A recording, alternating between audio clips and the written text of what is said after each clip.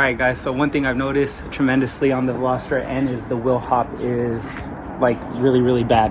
Sometimes it feels like your engine is going to hit the firewall. So Emily has the 6 lower engine mount from 6 on the Elantra N, and I have nothing bushing wise or engine mount wise on this. So I had recently seen that somebody on the Facebook pages was selling some bushings, and so I got these for a really good price, and I'm really excited to see if it makes it as big of a difference as we felt on Emily's Elantra. And so I'm gonna go ahead and install these and show you guys what I do to put these on real quick, and then I'll go ahead and let you guys know if I notice any major difference. So we're gonna go ahead, I already have the car up on jack stands. I'm gonna go ahead and start by removing the lower engine mount.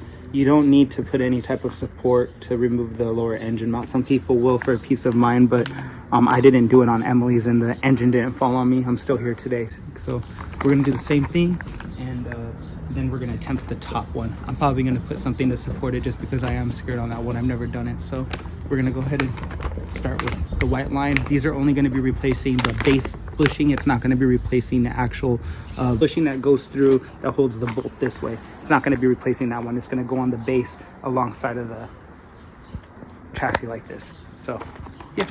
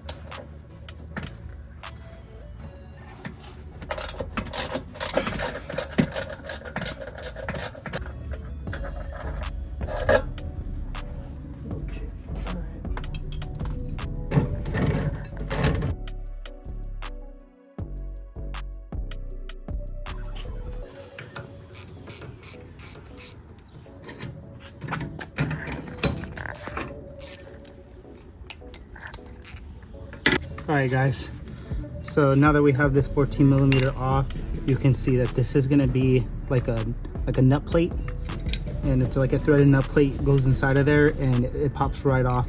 So when just in case if you hear anything fall out and you're not sure where it came from. So I'm going to lay this out like this just so I know exactly how this kind of goes back. As you can see, this plate that goes right here, there's indentations for this to sit inside of here. So let's see, it sits just like that,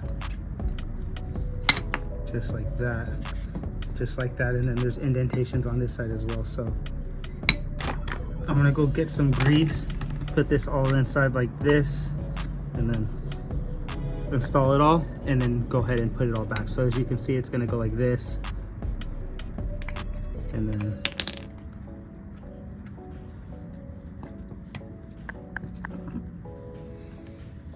just want to make sure everything's sitting correctly, and then like this, and that's it. So I'm gonna go get grease, put this all back together, and then reassemble it.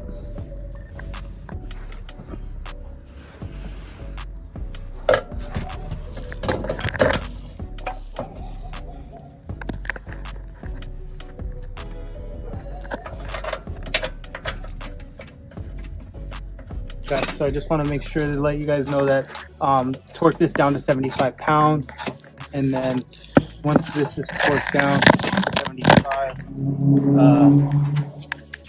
I'm gonna just go ahead and tighten down these ones again. I didn't have a torque spec, but those things were tight, so I'm just gonna tighten them down tight again.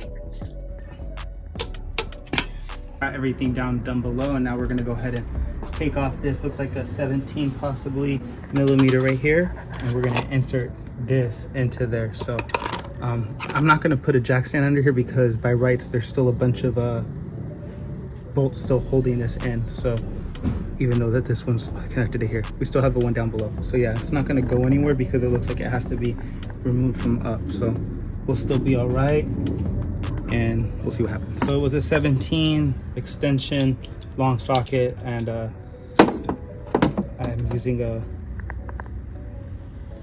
half-inch. Sorry, I'm using a half-inch ratchet as well, just to give me some good leverage. It wasn't on there that bad, so remove this bolt, put it up here so I don't forget, and I'm gonna grease this up and put it in here. I think like that. No, like that. So it'll go like that. But we're gonna put grease on here first, and then we'll go ahead and put it.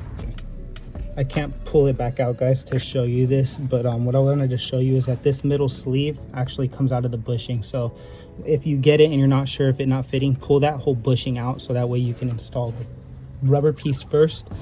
Rubber piece is going to go all the way down. You're going to push it down as far as you can, and then or just see how it fits that way, and then you can put this sleeve in. This, I don't know if you can see it, but the black is a little bit darker. But you just want to make sure that it's a deep dish, like sitting that way. If you flip it the other way, you're never going to be able to access threads. So you can kind of tell when you're doing it wrong.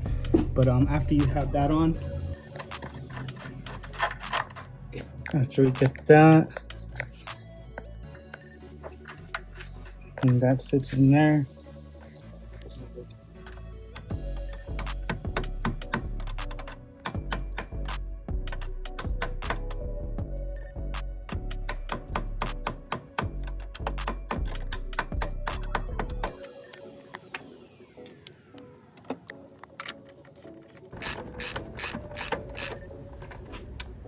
Perfect. So as you guys can see, what I did is I just used a really big socket. You can use a little bit of a bigger one to fit around the diameter, because me pushing it with my fingers wasn't actually putting it in deep enough to sit this all the way to where a socket would be able to sit, because if not, before it was like super like that. So yeah, we're gonna go ahead and hopefully see how this does, and hopefully it makes a good enough difference. I'll let you guys know on how NVH is inside the cabin. This is gonna be the black, as you can see, the black bushing from PowerFlex, and then down below I have white line black bushings from them. So as I said, this is all stuff that I got used on Marketplace. They were brand new, but they were still used, that somebody bought them, didn't ever put them on. So extremely happy, and we'll see how they work. So right off the bat, I noticed the major difference in the amount of wheel hop that the car actually doesn't really have anymore. The car feels super planted for the most part, getting out of first. Like literally the car feels amazing getting out of first and continuing into second. The car just feels like it's continuously putting the power down, and the wheel hop is for the most part all gone. The NVH, to say that there was none, I'd be lying. There is a little bit of slight vibration inside of the cabin, but it's nothing to deter me away from not wanting to keep the motor mount, the top motor mount installed, so, or the top bushing, sorry, installed. So I'm very pleased with it. I really want to get Emily a top bushing now for her engine mount, just because of the increase that we've noticed until we see a proper engine mount coming out. I believe that TurboTech has a top engine mount that fits the Elantra end and the Veloster end. I'm not 100% sure, but we'll be waiting to see it if there's anything else that's being released for the Elantra end. But extremely happy with the amount of money what I put into this and the amount of gains that I've seen. So if anybody's looking to do something like this, I would say it's definitely worth the money. If you're just trying to hold off and you're not sure if you want to get an engine mount yet, the lower engine mount or the top engine mount. So definitely consider this and let me know what you guys think. And we can't thank you guys enough for your guys' support.